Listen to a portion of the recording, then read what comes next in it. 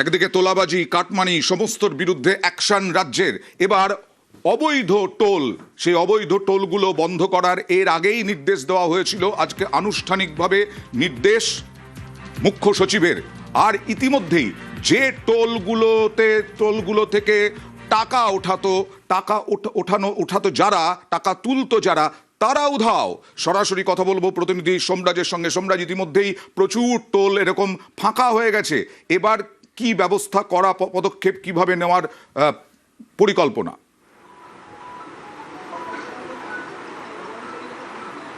দেখো, বিভিন্ন সময় অভিযোগ উঠে এসেছিল যে সরকারের অনুমোদন ছাড়াই অবৈধ টোল চালানোর অভিযোগ, এবং সেক্ষেত্রে গত সোমবারের যে বৈঠক মুখ্যমন্ত্রী শুভেন্দু অধিকারী করেছিলেন, সেখানে একটা বিষয় স্পষ্ট করে দিয়েছিলেন যে কোনোভাবেই কোনো রকম অবৈধ টোল থাকতে দেওয়া যাবে না, সাধারণ মানুষকে হয়রানি মুক্ত করতে হবে।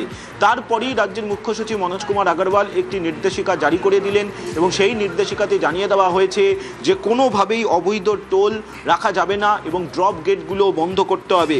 শুধু তাই নয়, পশ্চিমবঙ্গ সরকারের স্পষ্ট অনুমোদন ছাড়া কোনো রকম কোনো টোল চলবে না। আজ দুপুর 12টার মধ্যে জেলা শাসকদের এই নির্দেশিকা কমপ্লাই করতেই হবে। ইতিমধ্যেই সেই নির্দেশিকা বিভিন্ন জেলা শাসকদের কাছেও পাঠিয়ে দেওয়া হয়েছে এবং বলা হয়েছিল যে আজ দুপুর 12টার মধ্যে এই নির্দেশিকা কমপ্লাই করতে হবে। ইতিমধ্যেই তার প্রস্তুতিও বিভিন্ন জেলার জেলা শাসকরা শুরু করে দিয়েছে বলেই জানা যাচ্ছে। একটা সাময়িক কিছু একটা অ্যামাউন্টের টাকা সেটা দিয়ে দেওয়ার পরিবর্তে টোলটাকে অনির্দিষ্টকালের জন্য চালাতে দেওয়া হয়েছিল। তো সেটা চলতে পারে না, মানুষ বিরক্ত ছিল। সেই বিষয়গুলো আমার নজরে আছে। যেমন যানবাহনের যেটা একটা পরিমাণ ধার্য করা উচিত, টোল ধার্য করা উচিত, তার থেকে অনেক অধিক পরিমাণ এখানে দাদাগিরি করে টোল ট্যাক্স নেওয়া হতো। এবং আরেকটা যেটা রূপনারায়ণপুর এলাকার মানুষের মধ্যে যেটা ক্ষোভ আছে, যে তারা ধরুন ওই এলাকার মানুষ, তাদেরকে দিনে হয়তো যাতায়াত করতে হয়, তো তাদেরকে যাতায়াতের নামে বারবার আম পাবলিককে হ্যারেস করা, এরকম বহু অভিযোগ আমাদের কাছে ছিল।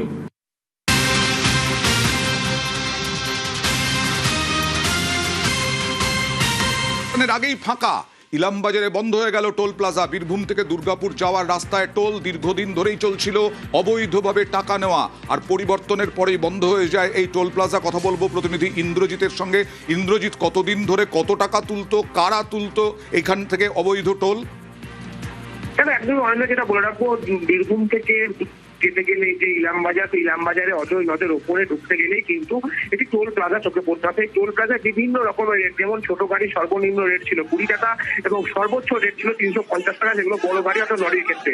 আর দীর্ঘদিন ধরে এই টোল কিন্তু চলে আসছিল। কিন্তু কি দেখা গেল না, 4 মে যখন রেজাল্ট ডিক্লিয়ার হলো, ঠিক বেলা 12টার পর থেকে যখন স্পষ্ট হয়ে গেল যে রাজ্য জুড়ে বিজেপি ক্ষমতায় আসছে, ঠিক তখনই কিন্তু এই টোল প্লাজা কেউ বা কারা কিন্তু বন্ধ করে দিল। আবার কি দেখা গেছিল, কালকে বিকালে জয় শ্রীরাম ধনীকে কেউ বা কারা সেই টোল প্লাজা খুললো, আবার ঠিক আছে সকালেও কিন্তু এই টোল প্লাজা বন্ধ হয়ে গেল মুখ্য সচিবের নির্দেশে, এমনটাই কিন্তু খবর। কত টাকা করে নেওয়া হতো, লরি চালক কারা নিত? দেখো, একদম যেটা বলে রাখবো, স্থানীয় বাসিন্দা বা লরি চালক যারা বলছেন যে এখানকার যে স্থানীয় যে তৃণমূল নেতৃত্ব, তাদের অনুমতিতেই এই টোল প্লাজা চলতো, এবং যে টাকা, সেই টাকা তৃণমূলের একাংশ নেতাদের কাছে চলে যেত। আর তার জন্যই অর্থাৎ বিজেপি ক্ষমতায় আসার পর থেকেই কিন্তু এই টোল প্লাজা বন্ধ হয়ে গেছে। আবারও কালকে তৃণমূল আশ্রিত দুষ্কৃতীরাই জয় শ্রীরাম ধনীকে এসে খোলার চেষ্টা করেছিল, কিন্তু আবারও বিজেপির পক্ষ থেকে সেই টোল প্লাজা বন্ধ করে দেওয়া হয়েছে, এমনটাই কিন্তু বিজেপি সূত্র মারফত খবর রয়েছে।